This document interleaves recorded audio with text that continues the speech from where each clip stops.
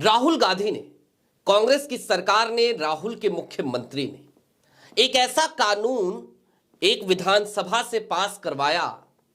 Bharatiya Janata party के MLAs के सामने कांग्रेस ने एक ऐसा मास्टर स्ट्रोक लगाया है कि प्रधानमंत्री नरेंद्र मोदी की भी दुकान बंद हो जाएगी। 7 साल की सजा का प्रावधान भी है और कुल मिलाकर अभी तक अगर देखा जाए तो इस देश में शायद किसी राज्य ने पहली बार एक ऐसा कानून पारित किया है। क्या है वो कानून?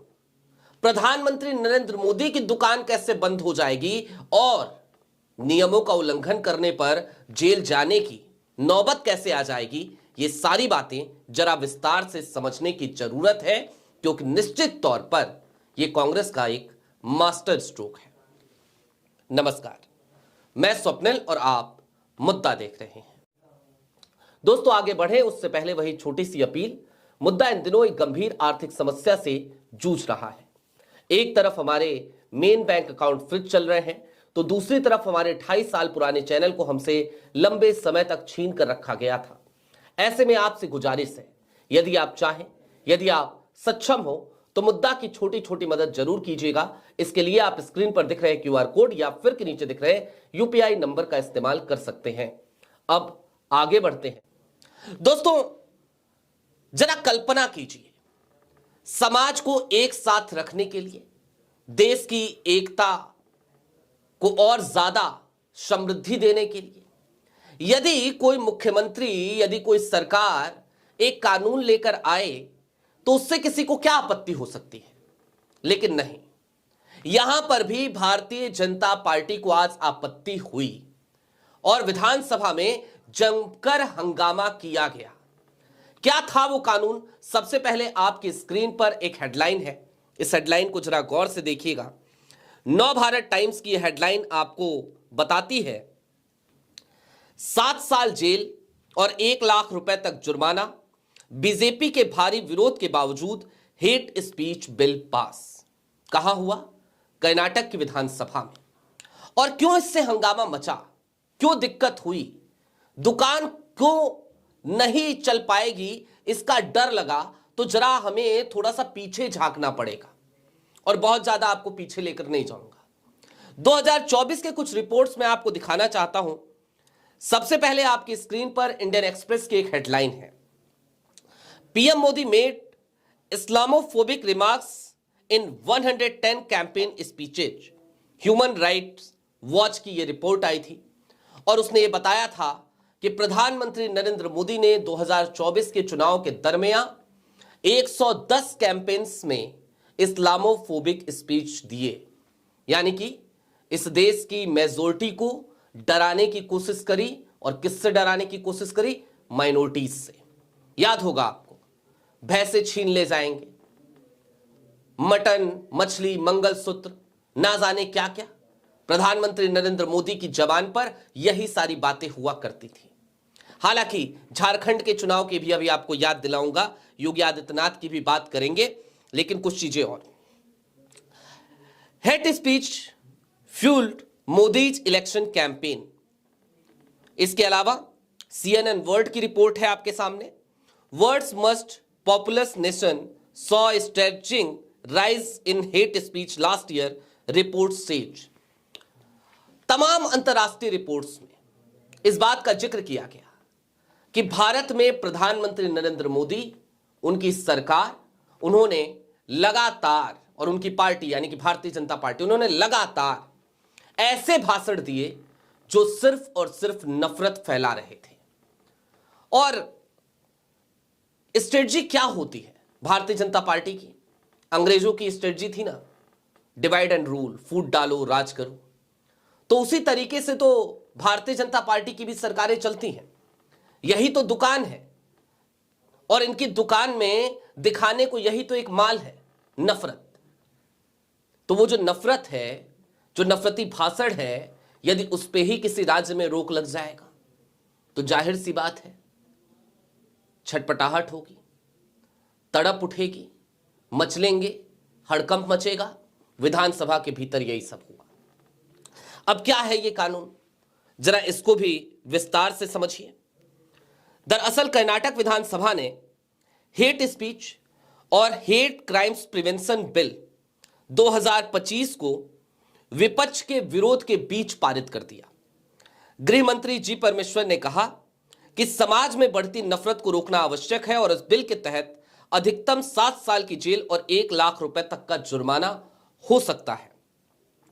कर्नाटक विधानसभा में गुरुवार को यह बिल पास किया और जब यह बिल लेकर के आए जी परमेश्वर, कर्नाटका के गृह मंत्री, तो वो भावुक हो गए। उन्होंने कहा कि भेदभाव के अपने निजी अनुभवों को उन्होंने वहां पे साझा किया। उन्होंने बताया कि बचपन में जब वो स्कूल जाते थे तो लोग उन पर पानी फेंकते थे। सोचिए, एक गृह मंत्री विधानसभा में अपने ऊपर क्या बीती है, वो तमाम बातें बता रहा है। उन्होंने कहा कि समाज में धर्म, जाति और लिंग के आधार पर नफरत बढ़ रही है, जिसे रोकना जरूरी है। मंत्री ने जोर दिया कि डॉक्टर अंबेडकर के संविधान को पूरी तरह लागू करना ही सच्ची समानता होगी, क्योंकि बसवन्ना शिक्षाओं के सदियों के बाद भी भेदभाव जारी है। हमें बाबा साहब के दिए संविधान को लागू करना चाहिए। बिल की मुख्य विशेषताएं बताते हुए परमेश्वर ने कहा कि यह कानून भाषणों, किताबों या इलेक्ट्रॉनिक मीडिया के जरिए घृणा फैलाने वाले व्यक्तियों या संगठनों को नियंत्रित करेगा। यह पुरानी प्रकाशित सामग्री पर भी लागू होगा। यह सबसे बड़ा सरदर्द है इन लोगों का। उन्होंने बताया कि इस कानून के तहत अधिकतम 7 साल की कैद और 50,000 रुपए से लेकर 1 लाख रुपए तक जुर्माना हो सकता है। अब यह तो कर्नाटक सरकार का पक्ष है कि भाई हम एक कानून लेकर आए हैं, आप नफरती भाषण देंगे तो जाहिर सी बात है कि आपके ऊपर कुल मिलाकर के एक एक्शन लिया जाएगा, आपको सजा होगी। लेकिन भारतीय जनता पार्टी का क्या पक्ष है, वो बड़ा अनोखा है। पूरे दिन अभिव्यक्ति की आजादी को रौंदने वाले लोग, इस देश की मेन स्ट्रीम मीडिया को आज की तारीख में गुलाम बनने पर मजबूर कर देने वाले लोग, पीएमओ में कोई व्यक्ति बैठकर पूरी मेन स्ट्रीम मीडिया चला रहा है, उसके बावजूद ये लोग क्या कहते हैं, क्या तर्क देते हैं, अब वो जानिए और आपको हंसी आएगी, आप माथा पीटेंगे। इन्होंने कहा, विपक्ष के नेता है वहां पर आर अशोक, उन्होंने कहा यह अभिव्यक्ति की स्वतंत्रता पर हमला है। विपक्ष के नेता आर अशोक ने विधेयक का विरोध करते हुए इसे अभिव्यक्ति की स्वतंत्रता पर हमला बताया। उन्होंने स्वतंत्रता के 75 वर्ष बाद भी ऐसे कानून की आवश्यकता पर सवाल उठाया और आरोप लगाया कि इसका दुरुपयोग व्यक्तियों को निशाना बनाने के लिए किया जा सकता है। अशोक ने दावा किया कि इसमें जमानत का कोई प्रावधान नहीं है और चेतावनी दी कि इस कानून के तहत पत्रकारों को भी जेल भेजा जा सकता है। आर अशोक साहब, आपको पत्रकारों की चिंता है, यह सुनकर अच्छा लगा। लेकिन आज की तारीख में आप ही की पार्टी की सरकार है ना केंद्र में, 2014 से पत्रकारिता बची है क्या? तो फिर आप पत्रकारों की चिंता कर ही क्यों रहे हैं? मत कीजिए, आप अपनी चिंता कीजिए। और यह बात हमें भी समझ में आती है कि आपके पेट में जो दर्द उठ रहा है, जो मरोड़ उठ रहा है, उसके पीछे सबसे बड़ा कारण यह है कि चाहे वो आप हो या फिर कि आपके तमाम बड़े लीडरान या फिर कि स्वयंभू विश्व गुरु। जब कभी भी चुनाव होता है और लगता है चुनाव में हम पिछड़ रहे हैं, तो जबान पर वही नफरती भाषण। बिहार का चुनाव अभी हालिया दिनों में बीता है। पूरे बिहार के चुनाव में इस देश के गृह मंत्री की जबान पर क्या था? एक ही शब्द, घुसपैठिया। असम में चुनाव आने वाले हैं। हिमंता बिस्वा शर्मा आज की तारीख में किस तरीके के नफरती भाषण दे रहे हैं या किस तरीके के नफरती बयान दे रहे हैं? असम भारतीय जनता पार्टी आज की तारीख में किस तरीके के वीडियो जारी कर रही है अपने ऑफिशियल ट्विटर हैंडल्स से? वो तमाम चीजें देखने के बाद अगर उन्हें आप कहते हैं कि यह व्यक्ति की स्वतंत्रता है, व्यक्ति की आजादी की श्रेणी में आता है, आर्टिकल 19 के तहत इसे छोड़ दिया जाना चाहिए, तो मेरी समझ में नहीं आता।